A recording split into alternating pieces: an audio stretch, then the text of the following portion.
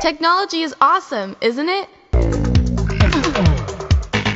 Not that technology. I'm talking about the revolutionary technology invented hundreds of years ago, called the printing press. Dude, that looks old. Oh, it's old. 600 years old. Before Gutenberg's printing press, if you wanted a book, someone had to copy it by hand. Only the richest people in the world could afford to buy books. Most people didn't have access to creative work at all. But the printing press changed all that. For the first time, mass production of books became possible, and big ideas could spread fast.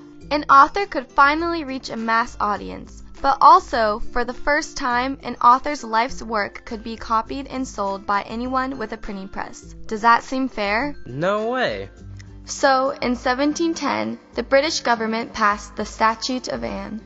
No unauthorized copying of a book for 14 years, with the option to renew for another 14. By the way, unauthorized means without permission. So authors had time to earn some money from their work before it fell into the public domain. The idea was to encourage them to keep writing, which means even more creativity. Nice, huh? Nice. Fast forward 60 years. When it came time to write the Constitution, guess what? Our founding fathers included copyright. To promote the progress of science and useful arts by securing for limited times to authors and inventors the exclusive right to their respective writings and discoveries.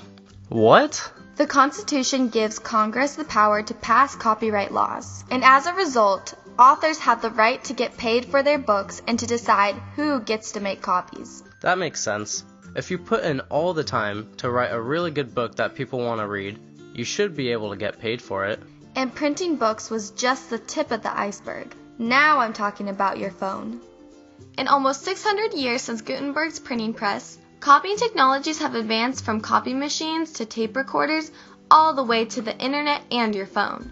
It's easier and easier to copy and distribute creative work all the time. And it's no longer just writings. Today, all it takes is just a few clicks to copy everything from music to video to software. In a world where copying is so easy, we still look to copyright to keep the creativity flowing. So what does this mean for me? What does it mean for you? For starters, it means you get a lot of control over your own work. When you make something, a story, photo, novel, poem, song, video, dance, Instapic, tweet, app, video game, even the doodle you drew on your napkin at lunch. Sweet. If it involves creativity and is written down, recorded, or saved, then it's protected by copyright, and in general, you get to decide who can make copies, distribute copies, display or perform the work in public, and make spin-offs. We call these derivatives. Like when a book is made into a movie or characters from a movie are made into action figures. You don't have to be a famous singer or artist. Copyright applies to you whenever you make something, whether you choose to share it with other people or not. This also means you can't just take someone else's creative work, like a song or movie or computer program, and post it online for everyone to download. And usually, you can't make copies or perform someone else's work without permission. These are illegal uses, and we call them infringements. Copyright protects creators from these kinds of infringements. Does that sound like a lot of protection? Well, it is. But copyright has some important limits built into it that also aim to encourage creativity. First of all, not everything is covered by copyright. Copyright does not protect facts and ideas. Facts and ideas are free for everyone to use. Same with government documents that include websites, videos, even pictures from outer space. No copyright on those. Second of all, copyright isn't just a one-way street protecting authors. It also protects reasonable uses of copyrighted work without permission. This is called fair use, and we think it's so important it needs a video of its own.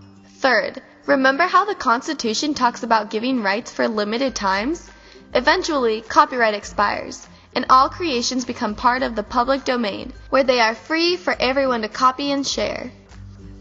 In a world where technology makes it super easy to publish and share our creative work, it's more important than ever that we respect each other's creativity.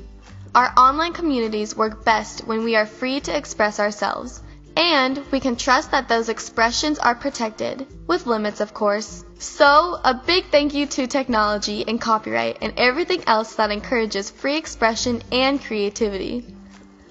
What are you going to create next?